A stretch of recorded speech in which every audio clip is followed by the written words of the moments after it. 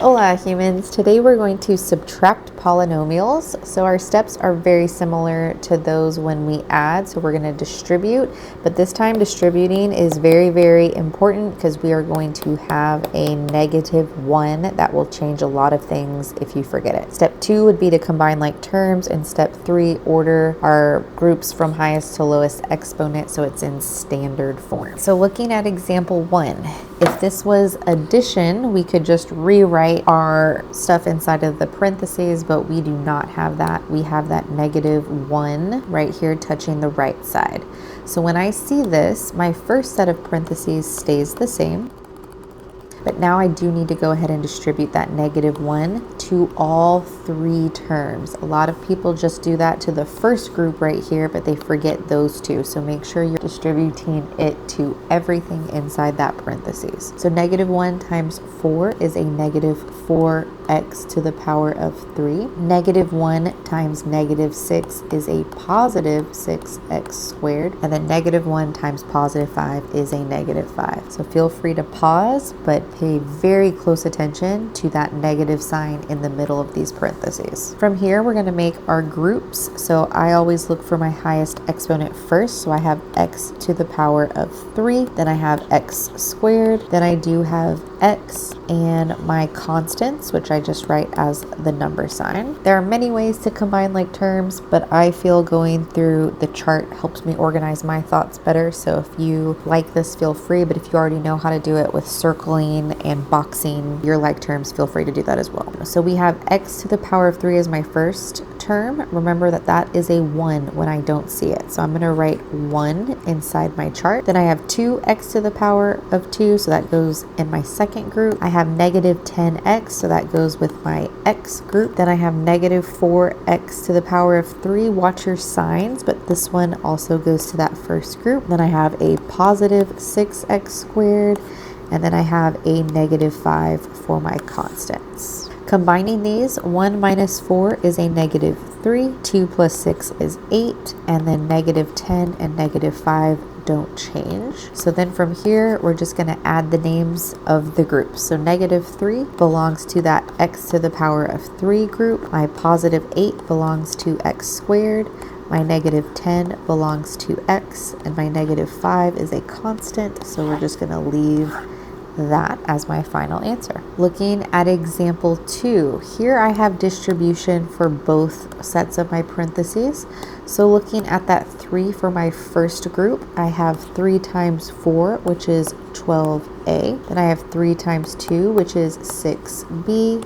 Then I have 3 times -1, which is -3c. That will stop as soon as you see your parentheses, and now you begin the next one. So -1 is what we're going to distribute to my second set of parentheses. So I'm going to do -1 times 5, which is -5a. Then I have -1 times -1, which is a +1b. And then I have -1 times -3c, which would be +3c. Now that I have distributed, I'm going to go ahead and set up my groups. So looking at these, we just have A, B, and C. So this one just goes alphabetical order. I don't have any exponents to worry about. And then moving through that, I have 12 A's in my first column. I have 6 B's, and I have -3 C's here. So watch your signs. Then I have -5A.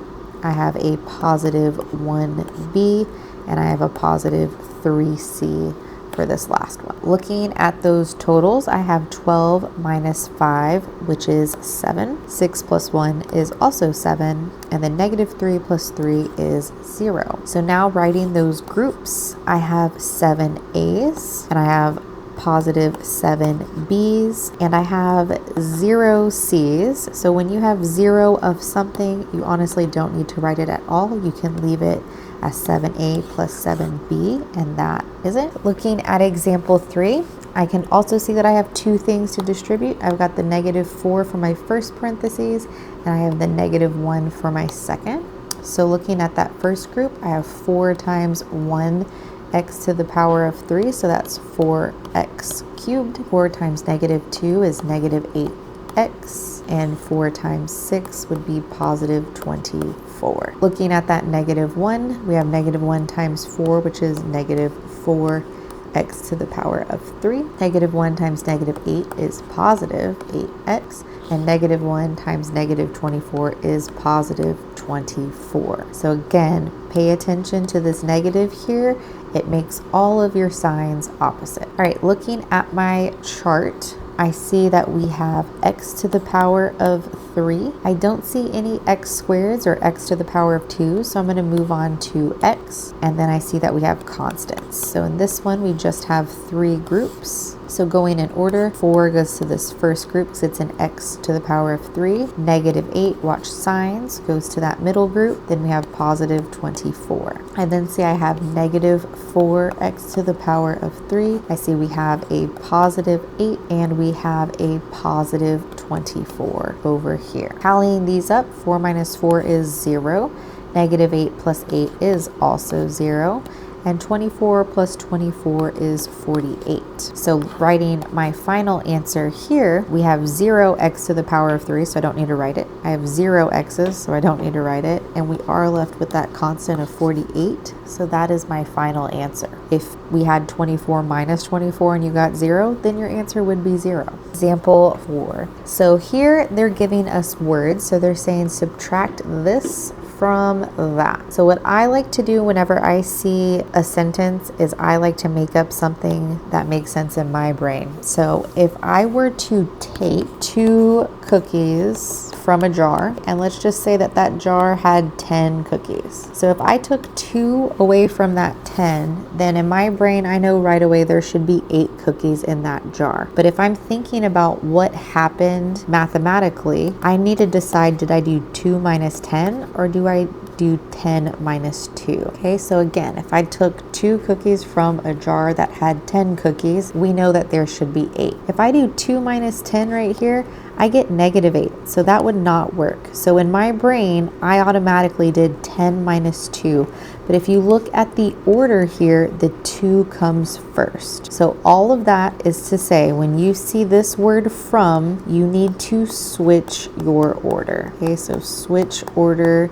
That is super, super, super important. So setting this problem up, I'm going to have my 2 sets of parentheses. We know that subtract means I have a minus, but instead of putting negative g to the power of 3 plus 4g minus 3g in that first set, I'm switching that order and writing it over here.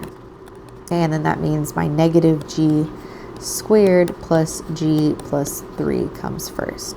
So feel free to pause, but this would be the biggest piece that you want to keep written down. If you see something written and that word from is there, you are switching the order. From here, our process is the same.